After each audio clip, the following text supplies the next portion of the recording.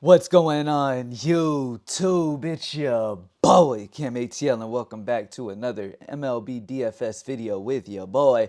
Drop a like down below because I already know you're going to love it. Subscribe to the channel if you haven't already. Comment anything in the comment section and enter your name into the $50 giveaway I do every single week on this channel. Just a reminder, the player prop videos are still going on. Matter of fact, today's has already been posted utilizing the Props Made Easy tools at the Props Made Easy YouTube channel. I will pin the Props Made Easy YouTube channel down in the comments so you can go subscribe to that channel so you can get the best player props and game bet videos still. I'm still doing them just over on the Props Made Easy channel, and I'm getting back to the DFS videos here on my personal channel. So yeah, just excited to get back into it, man. We've been absolutely dominating at greenlightdfs.com with our optimal lineups. We have been finishing in the top of contests consistently. Today is a very exciting slate. We have, 12 games on tap for the main slate today at 6 o'clock Central. So super excited to get into it, man. And I really like the kind of way that I've been able to go here. And so yeah, with that being said, let's get straight into it. Now, first and foremost, the top pitcher that I like today is going to be Schwallenbach. Schwallenbach at 10K is going to be my go-to guy here in this one. He's just in a great spot here in San Francisco, a pitcher-friendly ballpark. He has been pitching fantastic. It's just a good position for him at 10K, and he's a guy that I really have interest in today. Now, I know there's a game in Coors, so bats are going to be a little bit more expensive as normal. I mean, we're going to get to that in a second. I mean, there's some spots, obviously, that we could take advantage of, and we will. But normally when a game is in Coors, you're trying to like save a little bit on pitching so that you're able to get the bats that you want for that upside potential. But honestly, on this slate, I mean, it just kind of feels like you're able to get the stud pitchers in. Now, am I going all the way to 11-5 for Tyreek Schoolball? Probably not. You know what I'm saying? But nonetheless, there's a few options that I really like, man. So I'm starting off with Schwallenbach. This dude had his last two games have been amazing, getting 11 strikeouts in each of the last two games. Now he gets a pitcher-friendly ballpark in San Francisco. I really like the spot for him, man. He's got a 29% K rate versus right-handed bats and a 20% versus lefties. But, I mean, he's just had an elite K rate overall this year. And San Francisco striking out over 22% of the time versus righties. So good spot for Schwallenbach. Good spot to start there. And this is already going to make you a little bit different because you're getting two top stud pitchers with a game in Coors. You know what I mean? So a lot of people might not go this route. But the next pitcher I like is Senga. Senga against Colorado in Colorado. A lot of people may fade this because it's in Colorado, in Coors, and you immediately think Coors, avoid pitching. But in this position with Senga, I mean, this dude's got an absolute elite strikeout rate, 28% versus righties, 26% versus lefties. And guess what? Colorado's been striking out over 25% of the time versus righties. It doesn't matter where they're at. They just strike out a ton. This offense is not good in Colorado. So Senga should absolutely be able to mow them down. Yeah. So I like Senga a lot at 9K.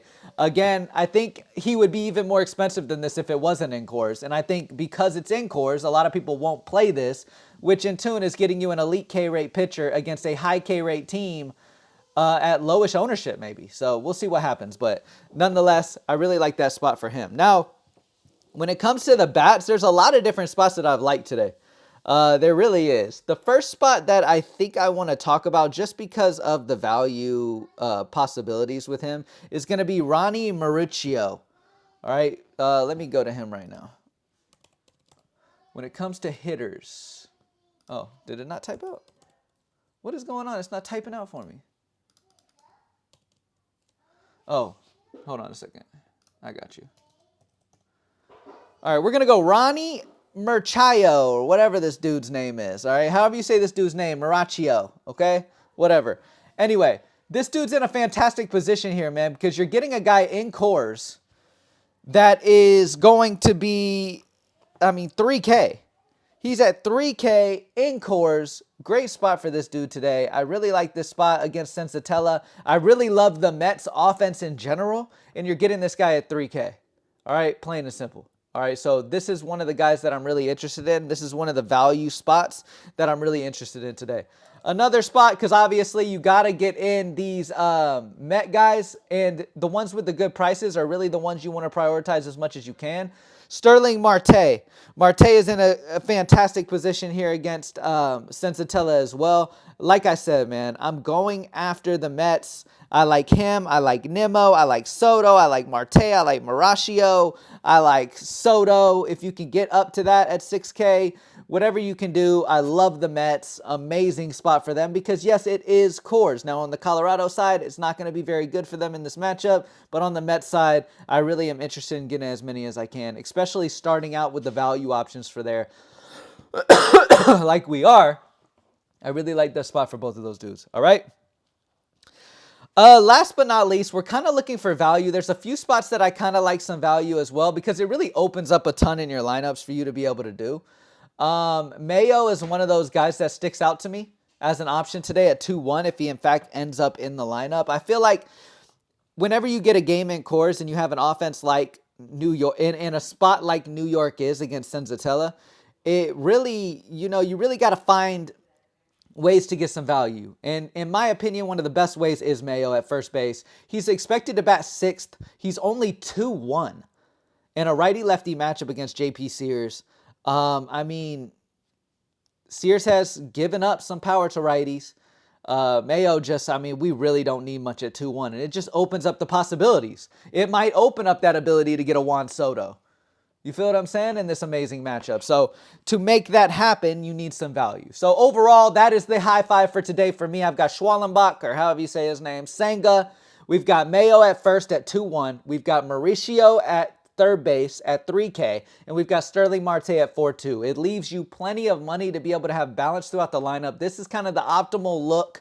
High five going in early look of the slate. Obviously, as the day goes on, we'll perfect things and have it perfect by the time it's game time. But either way, man, excited for this slate. Got some amazing games on tap today. Excited to get another top finish. Greenlightdfs.com. If you haven't joined Greenlight before for our optimal lineups, do so. Sign up for the DraftKings Daily Fantasy site as well as the FanDuel Fantasy site. And the optimals will be posted at Greenlight DFS on the MLB Access page about 30 minutes before the games begin. All right? Thank y'all for joining me, man. Let's keep killing it. Let's get straight to this money, baby. Y'all have an amazing weekend. I'll probably see y'all in tomorrow's video. So, peace. Y'all have a safe Friday night. Peace.